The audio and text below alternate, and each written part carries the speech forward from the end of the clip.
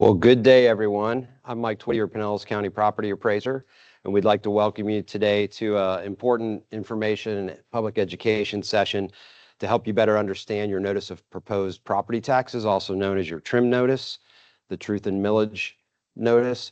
We're also, please stick around. I'm going to introduce Kevin McKeon, who is our Deputy of Assessment Administration. He's going to take you through a bunch of trim information that hopefully you'll find very helpful. Those will be arriving in your mailboxes likely today. If you haven't already received it, a lot of them we're hitting, we're already getting word that they're hitting today.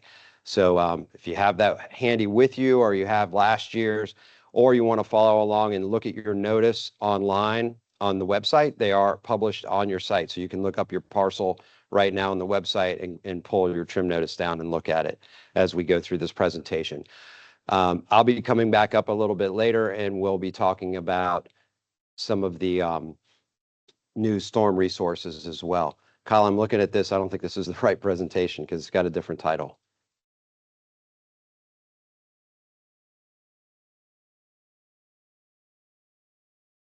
No, but we added the storm information on it, and it was in the title.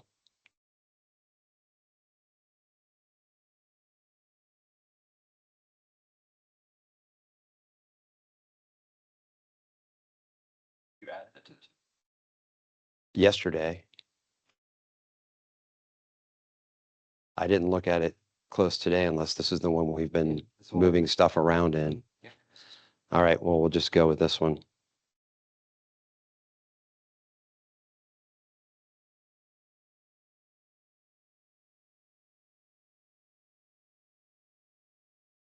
All right. Go. I don't want Copilot. Yeah, just. That's fine. You can leave it there. Okay. All right. Well, thank you, everybody. Sorry about that. But we will touch on some of the storm damage info and resources that we have updated recently, because we want to make sure you get the latest guidance there as well for anybody that's still recovering from our unfortunate storms of last year. So without further ado, I'll introduce, bring up Mr. McKeon on up.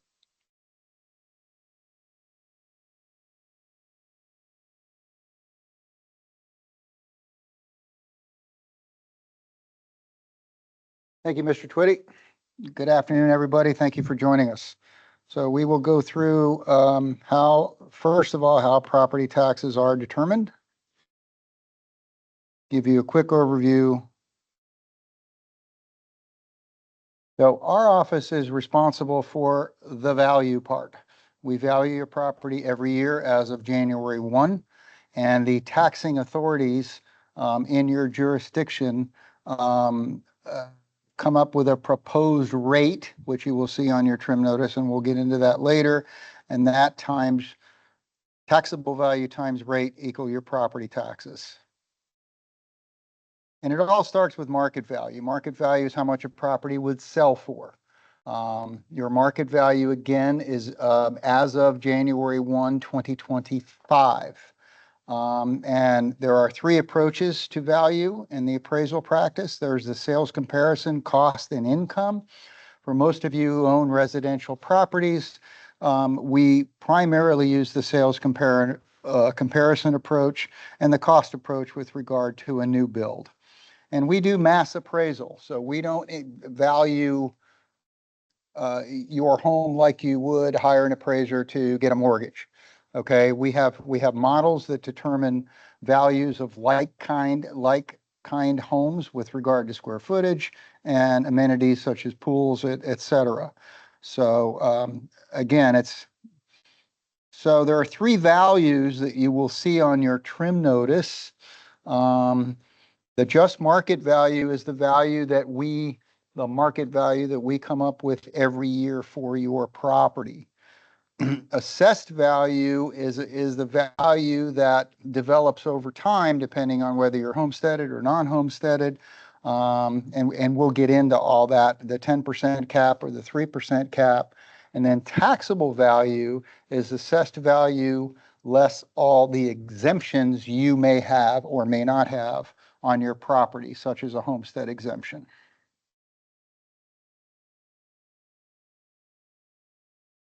Okay, the taxing authorities are the different governmental authorities for the jurisdiction you live in. Almost everybody will see on their trim notice a general fund. That is the county. The county provides certain services to everyone within Pinellas County.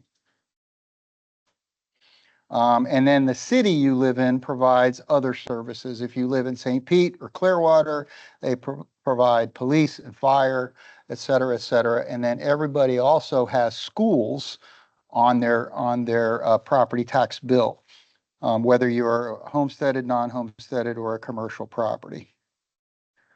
In Pinellas County, we're kind of unique because we have 59 different taxing authorities and some 24 different municipalities. So depending on the municipality you live in, your millage rate will be different based on where you live. So some of the beach areas will have lower millages than St. Pete or Clearwater, but you will see that on your property tax bill. It will say your jurisdiction. Some may say MSTU, and that is unincorporated Pinellas County. Others will have the city if you live within the city limits.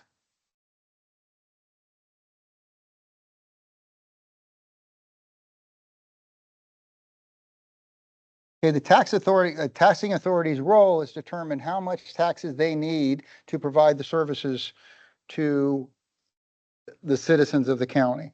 So they hold public hearings, and all those public hearings are on your notice of proposed property taxes that are coming up.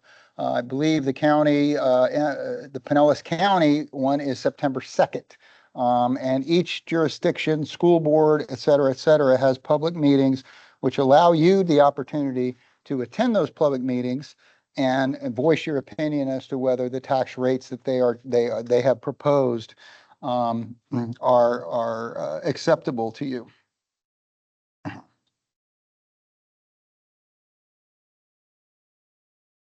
We refer to millage rate. That's the tax rate. A mill is a unit of measure. So 1 mill equals $1 for every $1,000 of taxable value. On average, the properties in Pinellas County, some will be less, some will be more. The total millage rate is around 20 mills. So 2% basically of your property's taxable value.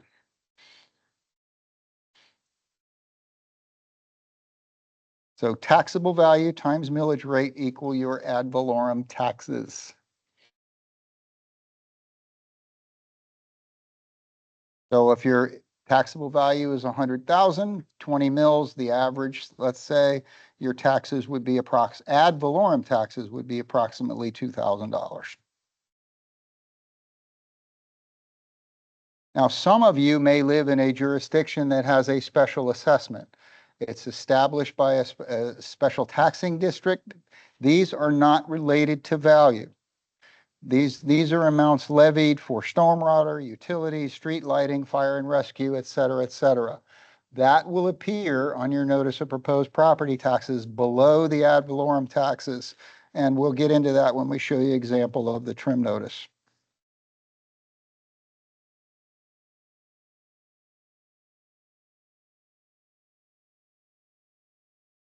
Each and every one of us were impacted in one way or another by two storms that hit us last year, Helene and Milton. So values as of 1/1/25, which is the effective date of the 25 roll, is the snapshot of the property on that date. You may have repaired your property, but if you were severely storm damaged, more than likely you did not. Okay, so we were informed of all the properties that did have storm damage. So that storm damage did affect your 1/1/25 value. And if people per demolition permits, either before or after January 1, and we have received that permit, we're valuing your property as of land only, plus any extra features that may be. But if you've already repaired and reoccupied, it's valued as repaired. And if damage or under repair, we have extra depreciation. So we estimated the damage and lowered the value of your property.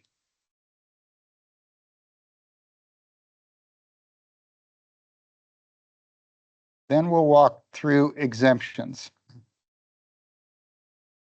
Okay, the homestead exemption is the primary exemption that everyone has who has an exemption, but there are also several other exemptions that you may be entitled to. These exemptions all relate to being 65 or over. And as far as the senior exemption, there is a widower exemption, and there are disability exemptions for both disabled citizens as well as veterans who are disabled. So veterans have to have a disability rating from the VA in order to be entitled to an exemption.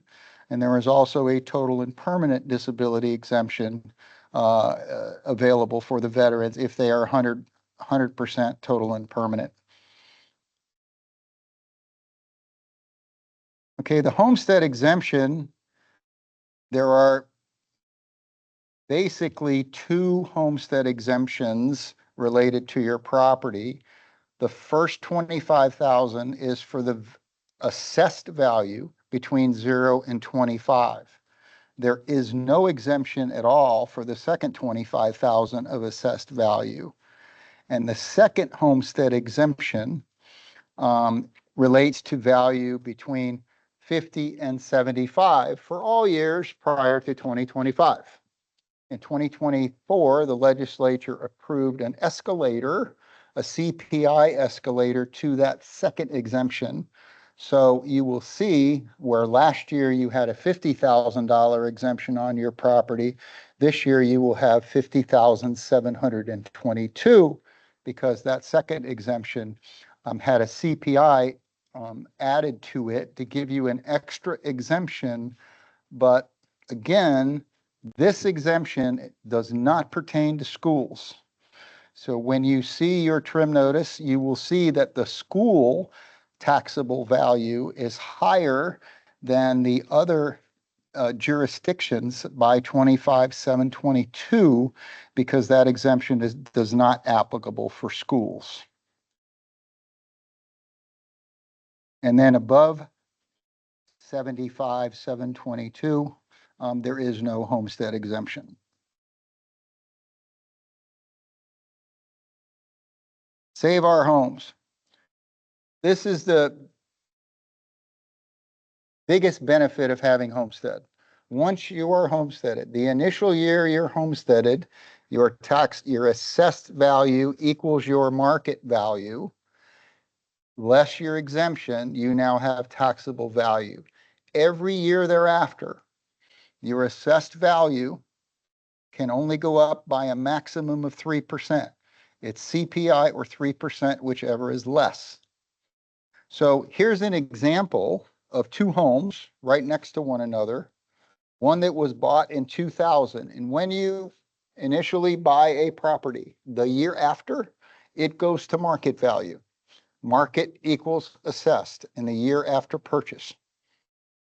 So you see both these homes are exactly the same square footage, right next to one another, exactly the same land size. One on the left was bought in 2020, and their 24 taxes were $4,780. The one on the right was bought in 1993, homesteaded, and because of the Save Our Homes benefit of that assessed value, the year after homesteading can only go up by a maximum of 3%. That property is only paying $810 in taxes. Now, once that sells, that'll be jumped up to market value, and say the market value could be 350, 400,000 on this property. That's going to then exceed the property on the left because that was bought at a higher price. Okay, the Save Our Homes came in 1992. The Lee County property appraiser said Floridians were getting priced out of their homes. There was no cap on, and that's when home values were rising. So that's when the legislature decided to say, if you are homesteaded, your assessed value can only go up by a maximum of 3%. And you'll see over the years, this shows 2016, this shows 10 years worth of CPI. 21 through 16 through 21, the CPI was less than 3%. So that's all your assessed value went up by if you were homesteaded. 22, 3, and 4, the CPI was greater than 3%, but again, it caps at 3. And then in 25, the actual CPI was 2.9%. So that's the cap that was added to your assessed value from the year before. So here's a quick example of how the Save Our Homes cap works. We just showed this example. We've got market value going up by 5%, the assessed value going up by the full 3%. And then over time, you develop that differential you see between market and assessed value. You are not paying taxes at all if you are homesteaded on that difference between market and assessed value. So you see that Save Our Homes benefit building over time, capping out in year 7 at 43,813. That's the difference between your market and assessed value, and that's your Save Our Homes benefit. Actually, quite frankly, property values between 2012 and 2024 went up almost 10% compounded. So that gap was very wide for most people who were homesteaded during that period. Now, the non-homestead 10% cap, the same thing was occurring back in 2003, 4, 5, 6, 7, commercial property, which cannot be homesteaded, as well as investment property if it's residential, they were getting taxed out. Okay, so the legislature approved a 10% cap starting in 2008 on the assessed value of those properties. So again, their assessed value can only go up a maximum of 10%. However, the market value is taxed fully for school taxes. So if you have a 10% cap, you will see that the school taxes, the taxable value of school taxes are higher because they're based on market value, not assessed value. And in all cases for homestead and non-homestead property, the cap will remain year over year if the ownership does not change. If a homestead exemption is applied for on a 10% cap property, it goes to market value. It's just as if ownership changed. That's a little quirk in the law. So if you've owned a property for 10 years or so and never had it homesteaded, if you homesteaded it in 25, you're going to go to market value. And then any new construction gets added over the cap. And that typically means more square footage, putting in a pool, putting in a dock, et cetera, et cetera. That will get added over the cap in the January 1 it is completed. So here's an understanding of the recapture rule. Okay, so in a period of rising values, your market value is going to, on the left-hand side of this chart, is going to greatly exceed assessed value. Okay, so assessed value again is only going up by a maximum of 3%. Market value rising. Now, when market value starts to fall, your assessed value is still going up by 3% or less. Okay, so in declining market value times, there is the time where your assessed value may equal your market value, and it can never exceed market value. Okay, that's where they meet. This happened in the mid 2000s, actually 2008 through 2011, where we had the Great Recession and the market crash of property values. A lot of people's assessed value met with their market value, and then they ride together until market values start rising on the right hand of the chart, again creating that gap.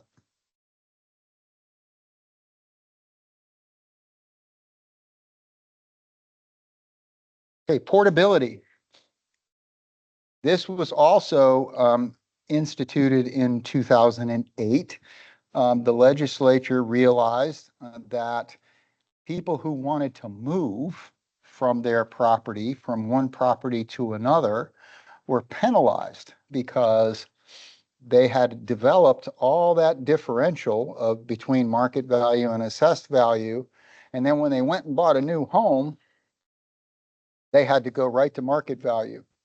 Okay, so that kept people from either downsizing or upsizing, longtime homesteaders in Florida. So they instituted this concept called portability, whereby you can take that differential you had on the home you owned and move it to the new home as long as you homestead within a certain period of time. And you have 3 tax years to port. So if you sold in 2024, okay, January 1 of 24 is the first January 1, then 25, 26, you must establish homestead by 1/1/27 and in order to take advantage of moving that differential to the new property. And it's calculated based on value. So here's an example of portability.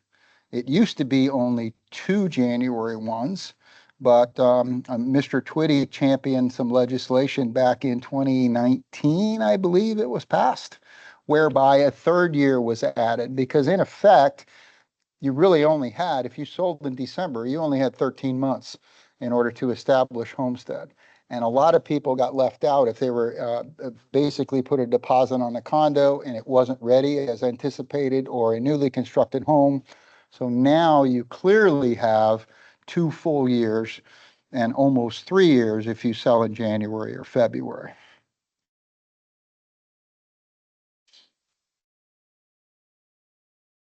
So in order to determine the amount of your portability, you look at the just value of the home you purchased the January 1 after you purchased it. So if you bought in 24, you look at the 1/1/25 value, compare it to the value of the home you sold. Let's say you sold in 24 as well. You compare that to the value as of 1/1/24. If 25 is higher than 24, you get the full portability you had on that prior home, the full Save Our Homes cap, up to a maximum of 500,000.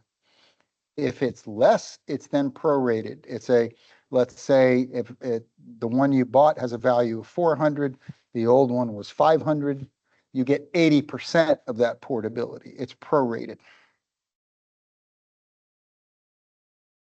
Again, up to a 500,000 max.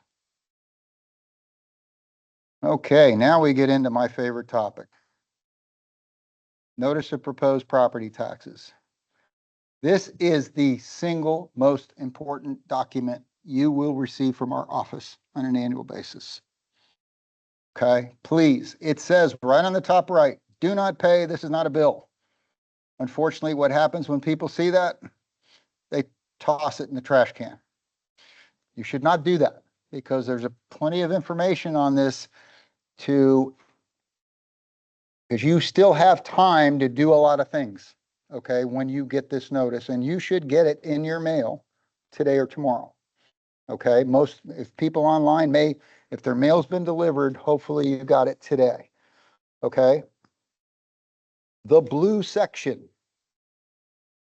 at the top here, okay, this has basically your parcel number, your name, the legal description, et cetera, et cetera. This section right here is extremely important. It has the values last year, okay?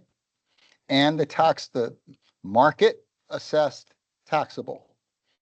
Now, if you bought in 2024, that is the prior owner's values, not yours. You pay taxes based on this information because you inherit what the value of the people you bought it from until December 31st of 24 in this case. Once January 1, 25 hits, that is when you're eligible for a homestead exemption. If you owned and occupied as a 1/1/25, you qualify for homestead exemption if you meet all the criteria, being a Florida resident, et cetera, and no other exemptions anywhere else in the world. If you have a property exemption in another state, you are not eligible for one here. You can remove it from the other state if you feel it's more advantageous for you to have it on the Florida property. Now, once you buy a new property, remember, market equals assessed, unless you have portability, which I just went over from another Florida home. In this case, this shows that this was a property that just went up by CPI. Okay, but if your market value equals assessed value in this blue box, you do not have a homestead exemption. No, excuse me. If market equals assessed, you may be a new owner, and if taxable is the same amount, you do not have a homestead exemption or any other exemptions. This is important. If you owned and occupied as a 1/1/25, you are still eligible to file for a homestead exemption for 2025 up to and including September 12th. If you forget and you decide, wake up on September 13th, you cannot get a homestead exemption for 2025. That is the cutoff, and that is statutory. We are not allowed to accept any applications, new applications, after midnight, September 12th. And that is indicated on the flyer that is in your trim notice as well. Please read that carefully. There's a lot of great information on that. Okay. Then this section gives you all the jurisdictions that have a millage rate applied to your taxable value to determine your taxes.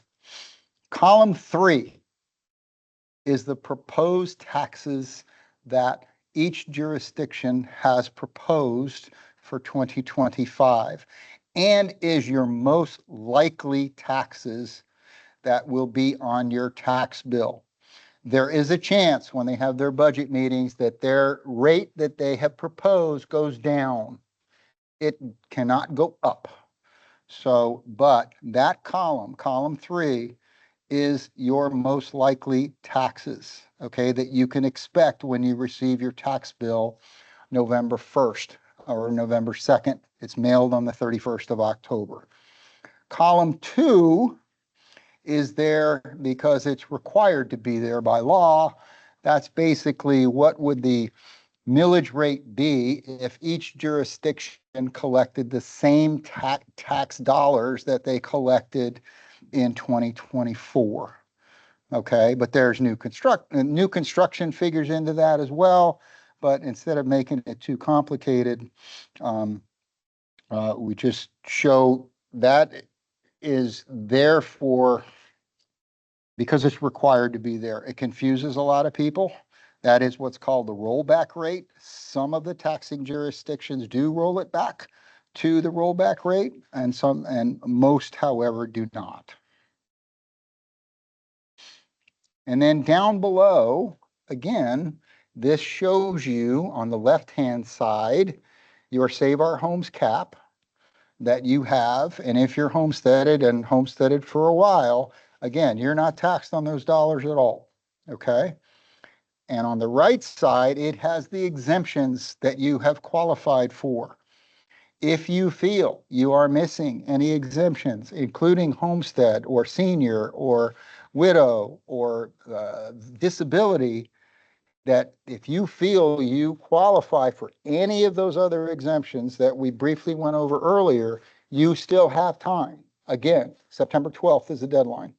You still have time to apply for them.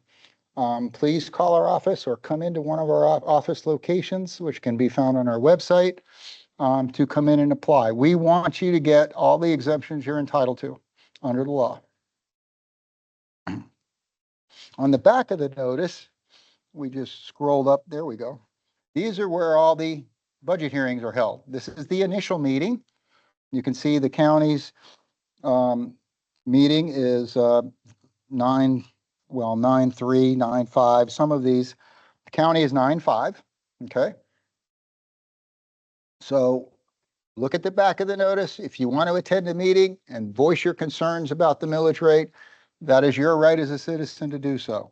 These are where the meetings, it gives you the meeting location, the address, the time, and the date.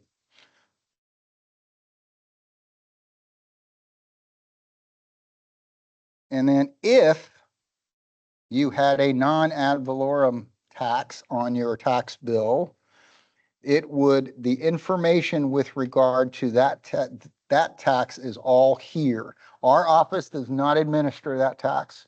So there will be a phone number for you to contact if you have any questions about your non-ad.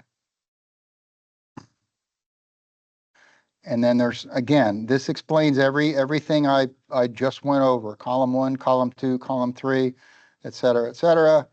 And then if in fact you have an issue with your value that we have applied to your property as of January 1, 25, or if you got a notice of denial of an exemption that you still feel you were entitled to, you have an opportunity to file what is known as a VAB hearing, a value adjustment board. Once again, let's see if there's okay. It is on the notice of proposed property taxes. You have until September 12th to file a VAB petition. The fee this year has gone up to $25 if you choose to file. Gives you an opportunity to go before an independent magistrate, independent of us and independent of you, to contest your value.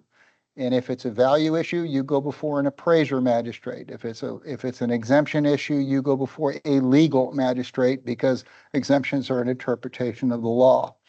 Again, you have until September 12th, but at the same time, prior to filing that VAB hearing, feel free to give our office a call and talk to the area appraiser if you have a value issue. Talk to the exemption department if in fact you did not get an exemption that you thought you were entitled to. Numbers 727-464-3207.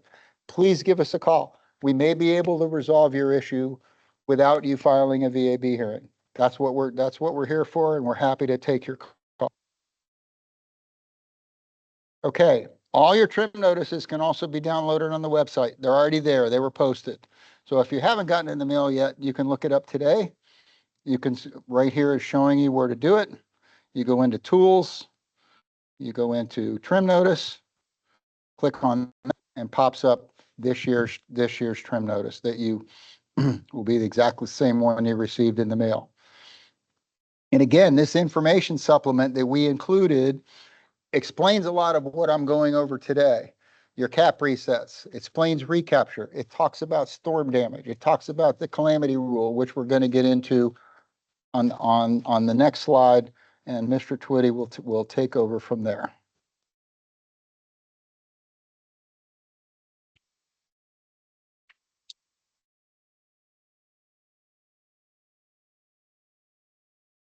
Thanks, Kevin. Great job as usual. So it's a lot of information. You know, we do realize it's an avalanche of information that comes your way when we do these. We're trying to go through a lot of stuff in fairly short order, but I wanted to make sure to tack this on to what we would normally do in our trim presentation because of the storms of 2024, and make sure you're aware of the storm damage information and resources that we have available on our website to help our citizens. So, you know, we got many people are in the middle of the recovery process. Some were fortunate enough to actually be able to repair their homes before January 1 or just recently, and others are still going through that. And then we've heard of some where those homes have not even been touched since the storms to this point. So it's going to be a 2-3+ year recovery for many, depending on how quickly they started moving on that process. So on our website, we've got storm damage information and FAQs that you can jump into. I will let you know they've just been updated as of this week. So there's a lot of new information in there. I encourage you to review that. We had to do a lot of updating because it was one thing when we were dealing with 2024 valuations and then a post-storm valuation issue, and which is now into 2025. So we've got some different dynamics working, and we had to add some more FAQs in relation to that. So this is just a quick glimpse of how the FAQs are set up for the storm information page. But we've also beefed up our general FAQs. If you go up to the how do I or the learn about there at the top, let me turn this back on. These two areas here, you can jump into FAQs as well. Wanted to touch base on the partial property tax rebate form. Many property owners were able to qualify for this to get a portion of their 2024 taxes back as a refund from the tax collector. They can actually still do that. The deadline, the original deadline for timely file was March 1. But again, up till September 12th, they can actually make a late application, but they do have to apply with the clerk of the court. They have to file a VAB petition, so a Value Adjustment Board petition. It's just a formality that they need to do as part of DOR's compliance. That's Department of Revenue. So if you still have a property owner or friend or neighbor that has not done so, and they were displaced for more than 30 days during 2024 as a result of the storms, they very well may be entitled to that partial property tax refund. Encourage them to respond to that action before September 12th. The information is right there on our website for the DR 465 rebate. Kevin already touched on this. I think we had a repeat of this slide actually, but the storm valuation or post-storm valuation for 2025. So we've got people in different scenarios, right? We've got people that have repaired their home or back in on January 1. So then it's essentially they're going to be valued as repaired on 1/1/2025. If they are unrepaired and they're still going through that permitting effort and that repair effort, then we are going to have additional depreciation on those properties as of January 1, 2025. Now, that is going to lead into those that are still going on and pulling what we call the FEMA letter on our website. And now you will see a 2024 version and a 2025 version. The 2024 is the pre-storm. This is where you obtain the letter. This is the new landing page here on the left for the FEMA letter. So there's guidance there in those bullets helping people understand which letter is most helpful for them if they're trying to still comply with the 49 or 50% FEMA rule. If you had pre-storm damage and it still existed on January 1, 2025, you want to be using the 2024 letter. If you are already repaired on January 1, and if your value, when your trim notice comes in, shows that there was a reduction and you want to have that addressed, contact our office. We can remove that depreciation. If you had a permit that ended up falling over the January 1 line, but everything was essentially done as of that point in time, then we can make that correction and that adjustment. So then your structure value will be higher in 2025. The building value reconsideration process, we did about 1,000 of these in 2024 or related to the 2024 valuation. This was to help people in that storm recovery process. And many people were able to actually get their permits and move forward quickly as a result of the BVR process and the FEMA letters. Obviously, there were people that did not have enough value in those letters or even through the BVR process and needed to get an outside actual cash value appraisal. That is always an option to our property owners. And generally, you're going to be able to achieve the higher number on the structure with an actual cash value appraisal. It's a different methodology than what rolls through our office because we're having to value the property at market value and then pull that market value apart into three pieces: your building, your extra features, and your land. So that methodology is a bit different. It includes all forms of obsolescence, whereas when private sector appraiser is able to focus solely on your structure, it's a pure cost approach, and they're able to only deduct for physical deterioration. So it does result in a difference typically. Another process that we implemented that we discovered through the post-storm recovery efforts, many property owners that had minor flood damage and they held their property in trust ownership. They wanted to pull an owner builder permit. They were struggling to get a contractor because the contractors were working on more of the bigger damage properties.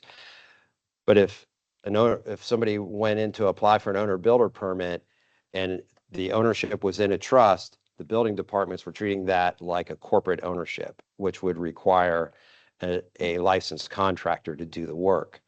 Well, we became aware of this issue, and we found a way to help people work around that and help ease any concern of the respective building departments around Pinellas County. So we are now able to do what we call a trust ownership verification letter. If a property owner holds their property in a trust, is planning to pull an owner builder permit, they can request from our office because we already vet those for their permanent residence in the homestead process, and we're able to issue that letter to attest that they are eligible for that. So that is an important step, and that's been helping a lot of property owners that were in that situation. One thing to be aware of: state law does state that if you do pull an owner builder permit, there is a 1-year moratorium on selling that property or renting that property. Now, that has nothing to do with us. That's just state law that passed some years ago, and it was really to prevent people from being harmed, new buyers from being harmed from flippers, because there are a lot of flippers that were buying properties, pulling owner builder permits, doing shoddy work, and then selling that home quickly. And then all of a sudden, plumbing and electrical and things were failing. So that's really not to penalize, the homeowner, but it was put in place for other reasons. But I just want to make you aware that that is a restriction. The calamity provision. So this was tweaked by this year's legislative session, and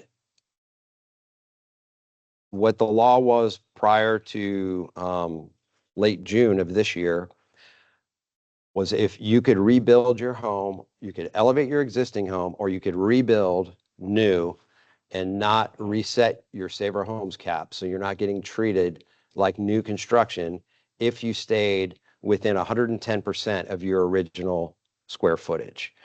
Now, the legislature this year, because of the storms, they looked at it and they realized that homesteaders were still struggling, that 110% really wasn't enough when they're having to go up in the air, and now they're having to have area dedicated for access and things like that. And now, you can't just walk out your door and you're on your patio, you're elevated, and you have a huge expense in getting that elevated foundational structure in place. Can be in the neighborhood of $200,000 to $400,000. So they increased that 110% to 130%. Now, the way we handle that here in Pinellas is we base that on the living area. So we total up the different sub areas that comprise it's called heated square footage, but so heated or cooled square footage, also known as living area, and multiply by that by the 130%. So that's how we do that. I will let you know we do have a calamity calculator coming along on our website here shortly. Hopefully within the next couple weeks, that will be public facing. We're still finishing up some of the engineering, so that will be on our website, and that will help those that are trying to vet different scenarios on a rebuild. They can plug in different square footages and see what that delta or that difference might be in their tax bill as a result.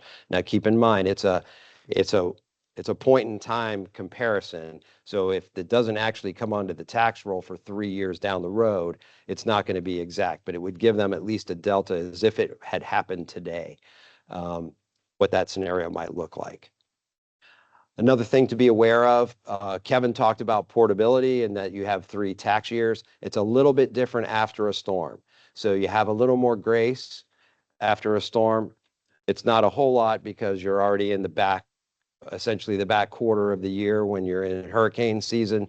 But instead of rolling back, like if it's a sale, you have to roll back to the January 1 before the sale date and do your 3-year math.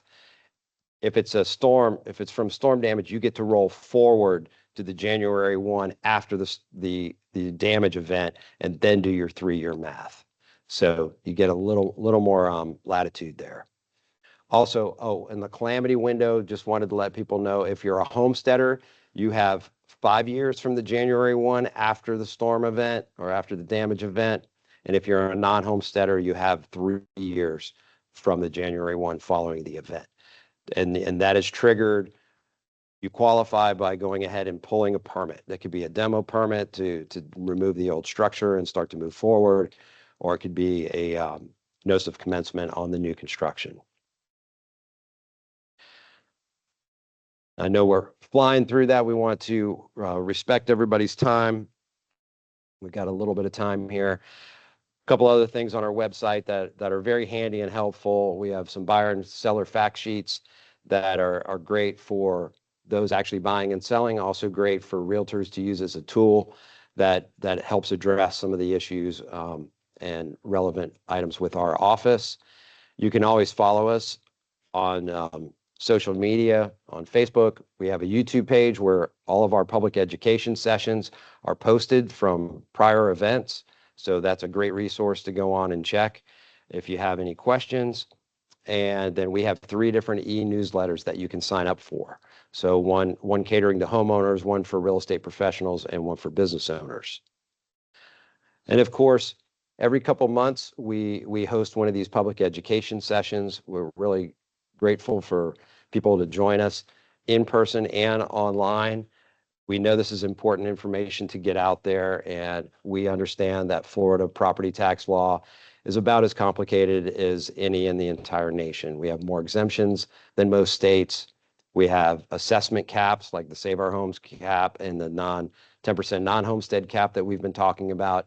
Those add complexity to how things actually are taxed in this state. So those are important things to be aware of, and we are here to help. And we're here to answer any questions you may have.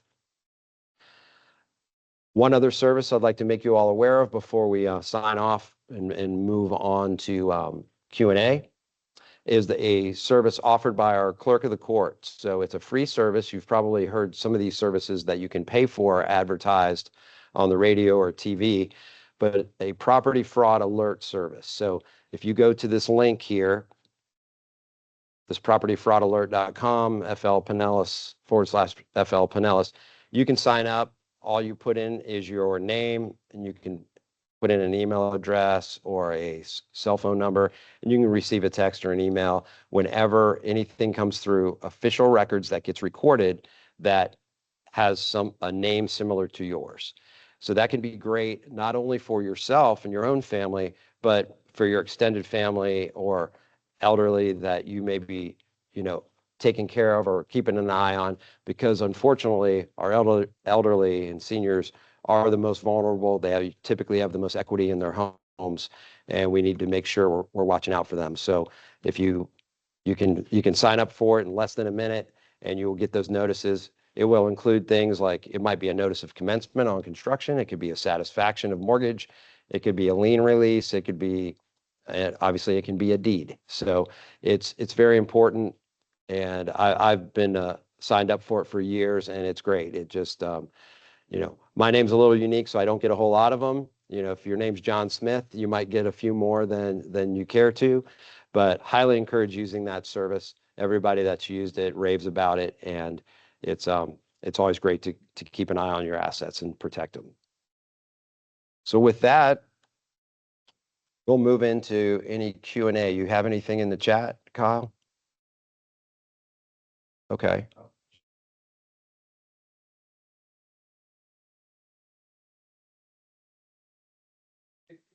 Plus exemption get automatically applied the year after I turn 65 if I already have a that exemption.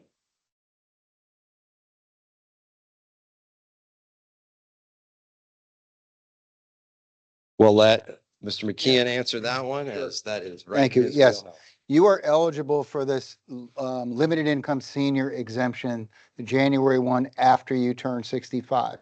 And you must have a homestead exemption in order to qualify for that as well. And it would be based on the income of the year you turn 65. It's always the income prior to January 1 that we base that on, because obviously we can't project your income for the next year.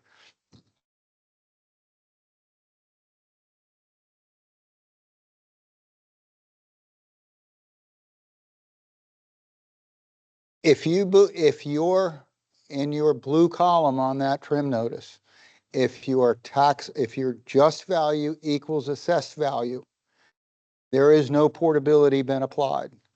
So if you believe that portability was missed, or you may not have applied for it because we didn't know you owned another home, especially in another county.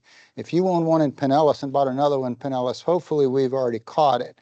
But if it was missed, your just equals assessed, and we can easily fix that. Just give our office a call, 464-3207, and we can get that fixed before you get your tax bill. Great. Yeah, and I want to reinforce the fact that if anyone sees any anomalies, anything doesn't look right, please reach out to us. We know this is a difficult year with everyone in recovery, and we know that we're not going to have everything 100% right.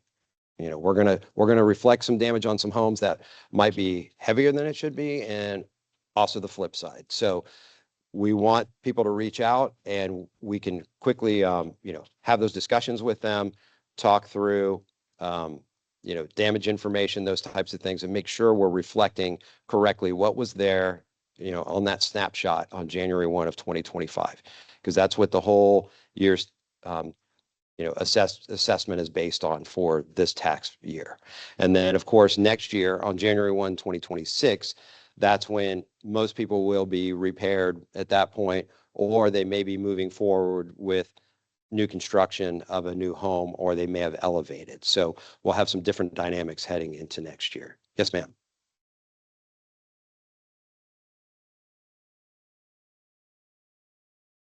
It is not. It's by jurisdiction.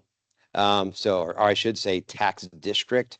So each taxing authority has their own millage lines, and then they apply at the same amount. And then it's just a matter of whether they affect that particular tax district or not.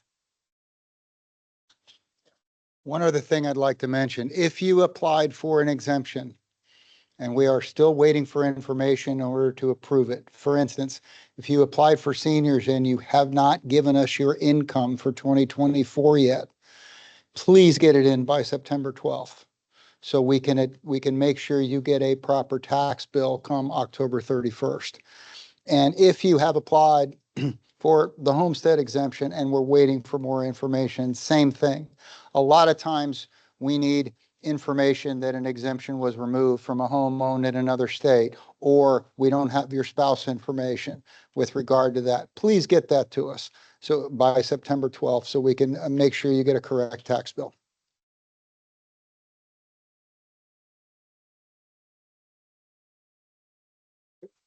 Very good. Well, again, we appreciate everyone joining us today. We hope that you are able to walk away with some nuggets of wisdom, but always know that you can email our what we call Mike Mail, which is the mike@pcpao.gov, which is our general mailbox, and that those get answered or forwarded to the appropriate party. And then you can always call our main line, 464-3207. And our average on hold time when it's not trim season is about 9 seconds. I can't promise that starting this afternoon. It may be a little bit longer, but we've got everybody, ready and on standby. So we've got appraisers in-house ready to answer questions, as well as our exemptions and customer service teams. So we are here to help and explain anything. So please don't hesitate to reach out. And thank you for your time and your attention today. Appreciate it.